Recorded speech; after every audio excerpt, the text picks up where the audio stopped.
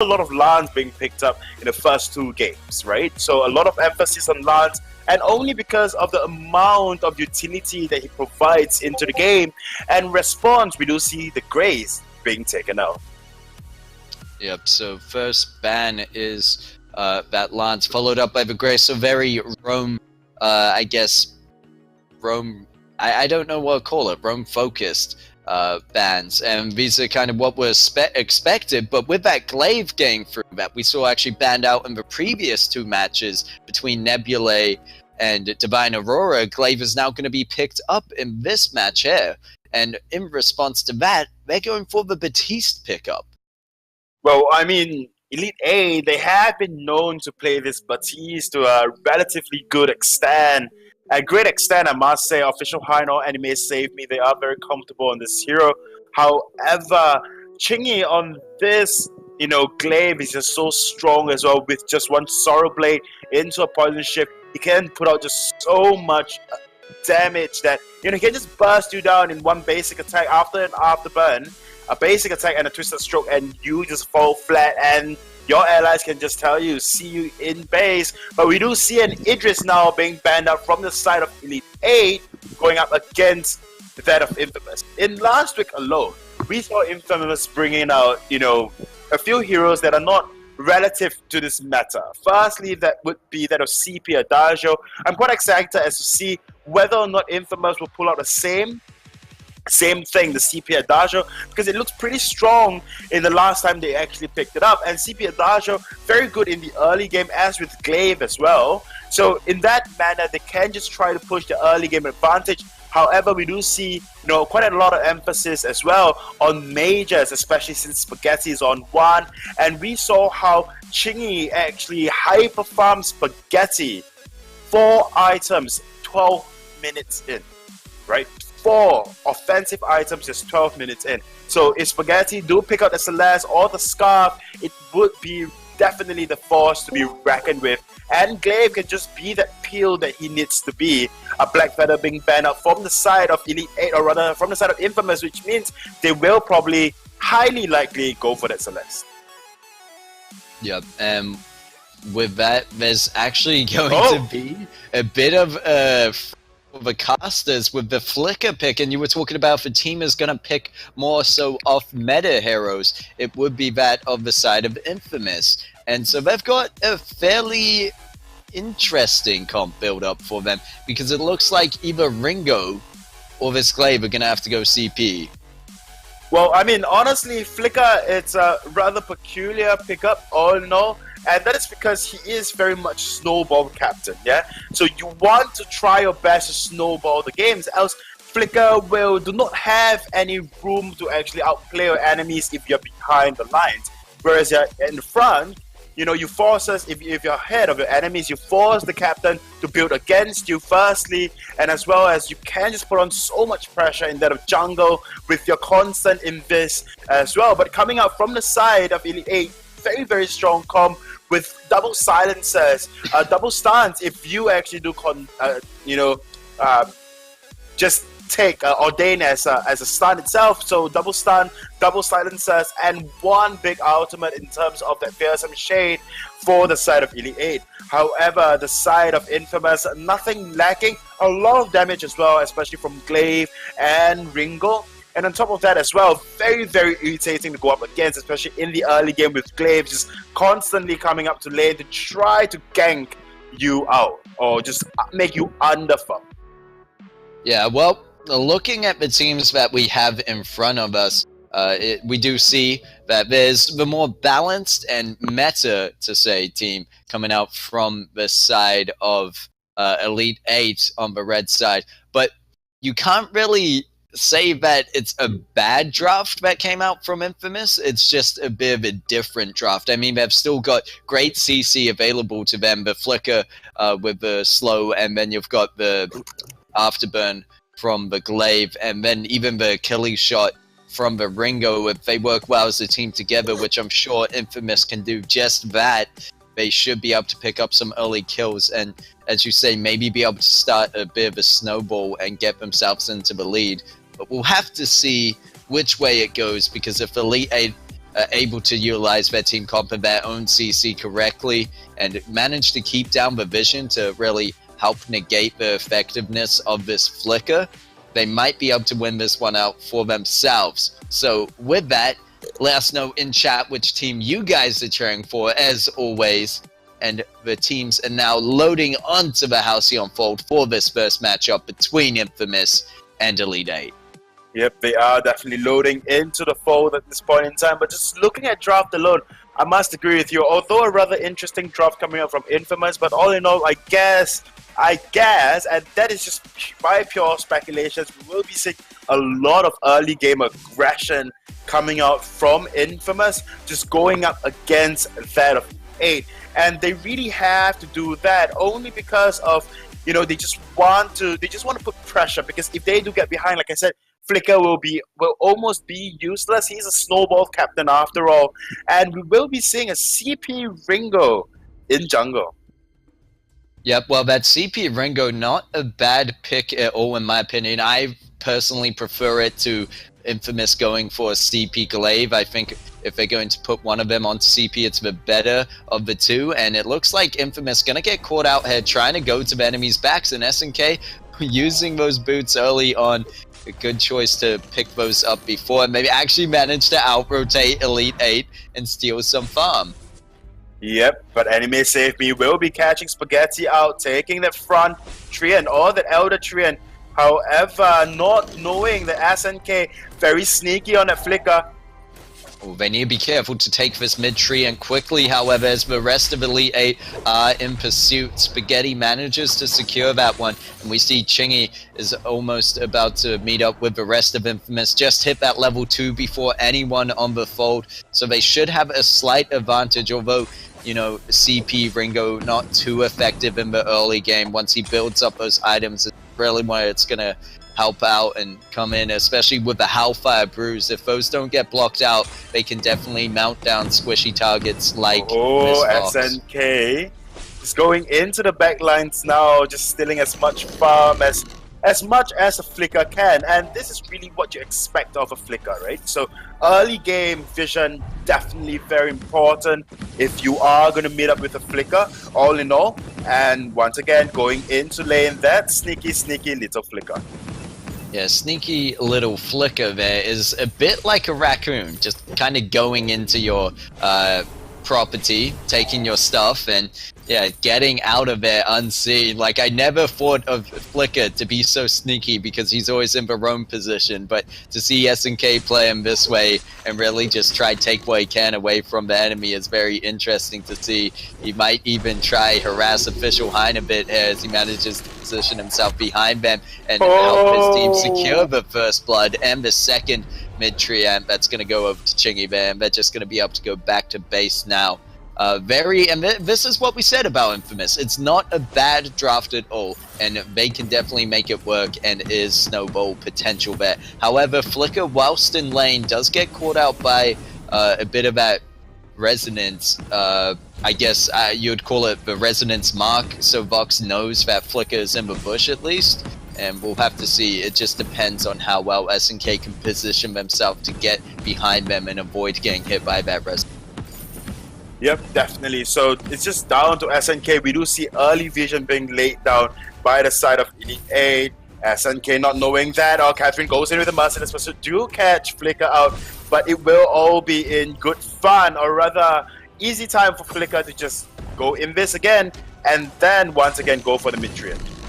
Ooh, and we see a bit of a fight actually breaking out around this mid-tree, and which team actually got that one? It's hard to tell, as the side of Elite 8 taking advantage here of the damage that they got down early on in that fight. Might be able to even pick up 2 kills for it. Hanyeger's not going to have enough damage to finish off Spaghetti. Even with that dash, I thought it might be enough, but Chingy also using the Achilles shot over the wall to slow him down, make sure that Spaghetti able to get out of there safely. So the return kill in favor of Elite 8 at the start of that fight, as they managed to pick up Flicker, but it's still the early game. We'll have to see how this breaks out. I mean, there's a slight lead for the side of Infamous so far, 8,800 gold, and then 8,400 gold side of Elite 8, but the gold difference right now fairly negligible, and we'll have to see where it goes from here. Yep, Spaghetti definitely just put in a spot farming up against a Fox, which has got a lot of poke in that early game, especially those resonance bouncers. And on top of that as well, Catherine constantly up in lane, just, babysitting Han Jaeger. But now all three members of Elite 8 will be up in lane right now. They might just have to back off, or the side of Infamous might just have to back off at this point in time. Yep, Infamous having to sit and wait, and we see the Ordained being used on Spaghetti. Spaghetti just sitting at the edge of that, playing it smart, doesn't want to get stunned out because a very aggressive engage could come off the back of that, especially with Catherine sitting and wait with that merciless pursuit and all three members of Elite 8 being up in that lane. But Infamous managed to hold their ground up there, and Elite 8 are just going to start to back off. But as I say that, it looks like Infamous is starting to get caught out a bit. We need to be careful. Official Hein going into the jungle, stealing some farm away from Chingy at this point. So Elite 8, you can see as long as they stick together as a team, they have the better team comp for now. It's definitely what the side of Infamous picked up was a good team comp to help split off the enemy or get any of those targets that had been split off and secure those single target kills. But as it goes for team fights in the early game, it will be tough.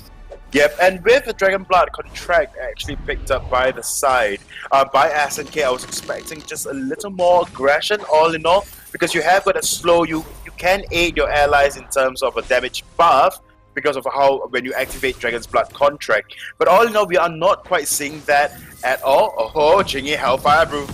Hellfire Brew gonna land onto Han Jaegers, followed up by the Afterburn, but punting Han Jaegers away from the fight. There's the fearsome shade used in the middle of it, but it's not gonna be of any use as Elite 8 aren't able to find the follow-up kill, more so just to get them off of Han Jaegers as the Fountain was also used. But right now it's gonna be Elite 8 in the bad position, but SNK has that Fountain up in just a second, and it looks like they are going to use it. They used it already, and Spaghetti going to go into the backline, punting Official Hein, not quite under the turret, however. And right now, it looks like it's in favor of Elite 8. Yep, I mean, Elite 8 definitely do have more consistent damage and, of course, more CCs all around. So the side of Infamous really have to play around those CCs, have to play around, those stuns, and on top of that as well, the Ordained that, Batias can constantly set down. And that is one issue that I see with this team. Chingy really needs that extra damage, and probably that Clockwork and that Echo to do enough damage all in all with that Hellfire Brew, because honestly, in terms of duo, Han Jaeger and Official Hein would definitely win you out in that early game as compared to, say, your Glaive have got damage, right? Your Glaive, you'll definitely go for that, Sorrow Blade into Tension Bow.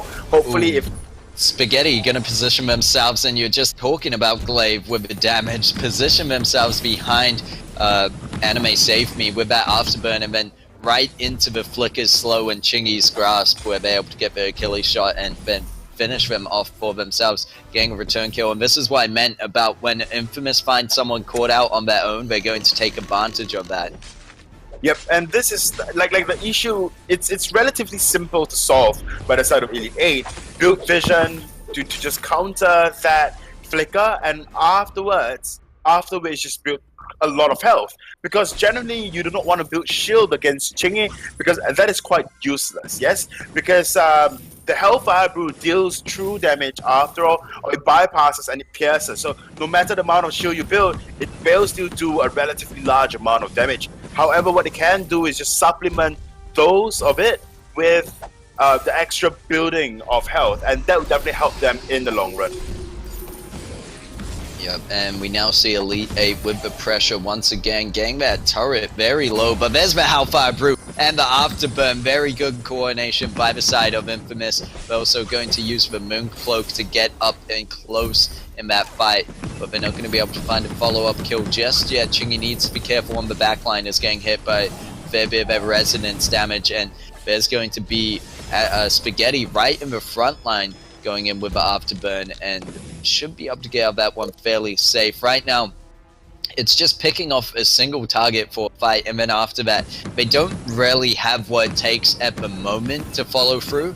but I can imagine in the late game they may. So it just is how well Infamous can hold on to this, and they really need a fight for this first turret. And that's just what they're going to do as SNK and Spaghetti go up, take the 2v2, and clean up in the lane. Now putting that advantage 5-1 and 20k over to the 18.7, so slightly ahead now, and they should be able to get a bit more if they're able to get this turret.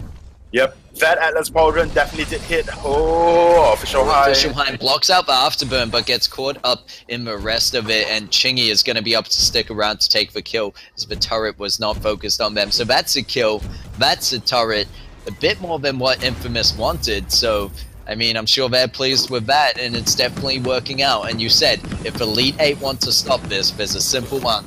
Vision, and I would say also just stick together as a team. That's when you're best, and make sure you block out the initial afterburn so you don't get separated, or at least your positioning separated, and then they should be alright. But right now, that Flicker, SNK on Flicker being so sneaky, clearing out a lot of vision himself and managing to just get into the backlines to set up those plays.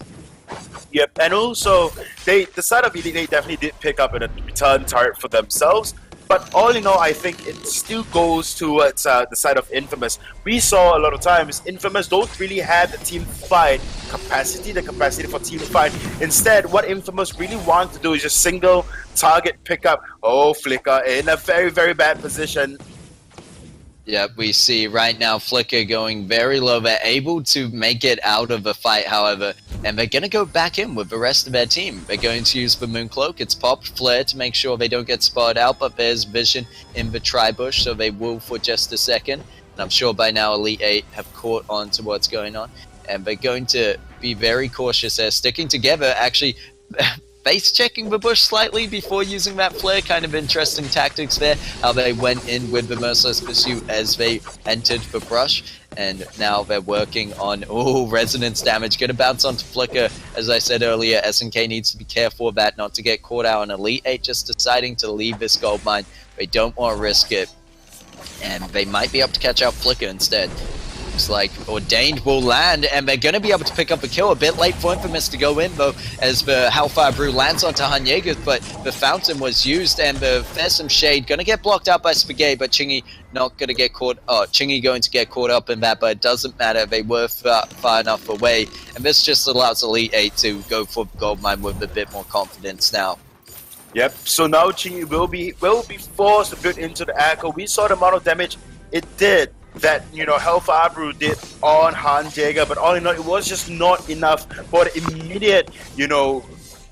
immediate salvation for the team. Glaive with that still. Oh my, and I just thought that Elite 8 could take it. I'm sure they did as well, but Glaive going in there, risking his life, manages to get the gold mine. Chingy and SNK still alive. They should be able to push this wave between the two of them, and yeah, we could just see right now, Chingy has got that Shad Glass and has got that Clockwork, definitely focusing on the engage factor with the Hellfire Brew, and instead of going for, say, an alternating current early on, but it might be a later kind of pickup item, if not a Broken Myth or an Echo. That does make a lot of sense if you want to echo the Hellfire Brew, but I think it's only going to be so effective during the early game before Hanyegas builds an Aegis. I mean, even with an Aegis, it will be effective because Hellfire Brew has got piercing. It does 100%. It bypasses shield and all the good things that protect you from crystal damage. So you really need to build a lot of health on top of your Aegis to actually have it work fully or properly. But once again, Infamous will settle for that gold miner, just a very sneaky one to not, Elite 8 not aware whatsoever. Probably they were aware, but they just can do nothing about it. But all in all, I think it is down to Spaghetti, right? So Spaghetti have to be in the front line, put out as much damage, as much burst as possible, and then of course you have Flicker with the disruptions, with the slows and the roots, if he does land those roots. And of course with the Mooncloak, they can actually sneak an attack, but Chingy cannot quite go into the fight. Chingy has to fight from away, launch out two Hellfire Brews, get the carries down. But the saving grace of Infamous, I must say, really is the very early Atlas Pauldron pickup on SNK EA. That Atlas Pauldron definitely hurt Han Jaeger's attack speed. As you can tell, he has got the poison shift, he has got the breaking point, he has got a lot of emphasis on attack speed. And with SNK and with that Atlas Pauldron, he's just so useless in a lot of team fights we saw. Yeah, but we'll have to see for now how that works out for the side of Infamous, as they're going to use that Mooncloak to go in, as you mentioned before, but the vision down from Elite 8 will spot them out. Hellfire Brew was used onto Batiste, and they're going to go all in, chasing down Han Jaegers. There's going to be the Achilles shot. Should be enough to get the kill, and there's nothing Anime Saving can do to save the rest of that team. And right now, Infamous, this one kind of pick-off strategy, picking the enemy team off one by one, really just seems to be working, especially into the late game where Chingy can sit back, as you say, let the front line go in and cast those Hellfire Brew, and then just follow up with the rest of their team, as they're going to be able to get the CCM. The slows down. Wow, Spaghetti with so much damage jumping onto Anime Save Me, who was caught out trying to look onto that Kraken, and now Infamous are going to be able to get it without much contestant, except Elite 8 coming back for the fight. There's going to be the fearsome shade used a bit early. It was blocked out, however, and Hellfire Brew in return, but just kept Official Hein having to run from that fight, and Infamous going to get that Kraken. Yep, and like said, right, so even with an Aegis build on Official High, there was Hellfire Brew still took off half his life, and that is just so very painful, and I must agree with you. What Chingy really is doing is just put down the Hellfire Brew and wait for Spaghetti, go in, clean up, and once again he echoes it, he does it again, and Spaghetti once again goes into the afterburn and then just clean up the fight all in all. And of course Flicker is just there to just be annoying, right? I don't see what Flicker else can do but just be annoying. But we have an update for the viewers, as we do see Kraken pushing out the anchor turret of Elite 8. Nebulae 1 against Diva 2-1. So we will be seeing Nebulae moving into the semifinals. That will be happening tomorrow. The anchor turret falls, burn return. There's a block, man, but wait for it. Could be the chance. 8, but Afterburn going to hit Han Jaegers into the backline. Chingy going to be able to use the Hellfire Brew to take them down by Official Hein, going to be able to find the kill onto them and Glaive. So there's the return from Elite 8 that they were looking for, just able to funnel the whole team of Infamous as they're trying to push through into the base, into that Blast Tremor, and into the wait for it. The silencers were just too much for the side of Infamous to handle, and they were able to go in and actually pick up some kills in return in favor and actually keep one of their turrets alive. They have another fighting chance, but if they're just going to let Infamous get the jump on them again, that's where they're more than likely going to lose. Elite 8 have to get some vision down and have to know where Infamous are, trying to get the CC early and lock down some enemies, because that is what we saw in the early game happening. When they were able to chain their CC together and get some lockdowns, they were able to win the overall team fight out. So I do worry for the side of Elite 8, as the only vision they have is around their base, which is a good idea when going against the Flicker and a fair bit in the jungle, but doesn't look like it's enough right now. Yep, double shatter glass into a clockwork and an echo coming out from Chingy on that Ringo. So a lot of damage coming out for that Hellfire Brew. And even if you do block that out, the damage that, the impact damage from Hellfire Brew will just drain your life and drain your health. And there is really nothing much you can do but just jump on top of Chingy, remove Chingy from the fight, and that way, that is one possibility the side of Elite 8 can win this team fight, is just jump directly on Chingy. And on top of that as well, do not, or rather block out the Atlases that SNK will put out, and definitely put out on that of Flicker. Flicker is so rarely played, I sometimes just forget what Flicker is called.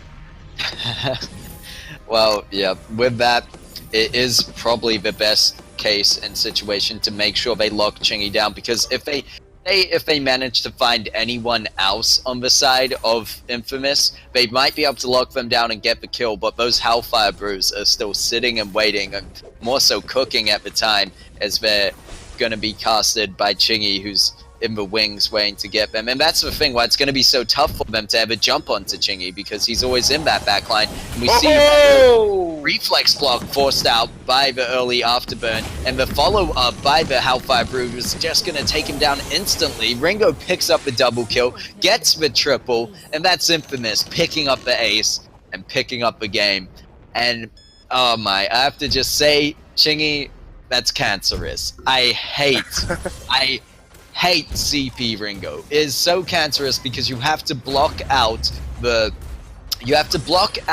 Hellfire Brew, or in this case with the rest of the team, you have to block out the CC. You choose one. Either way, you're more than likely dead and there's no way out of it. And that's the thing, even with a team like Elite 8, the communication's there. They're going to be able to have more than just your own reflex block. It's not like you're playing in solo queue. Your Roma can also block for you. But when you get Echo and Double Shadow, there's just nothing you can do against that. And on top of that as well, like mentioned before, even if you do perfectly block out that of Hellfire Brew, the amount of damage that you will receive will just be impactful, will be an understatement.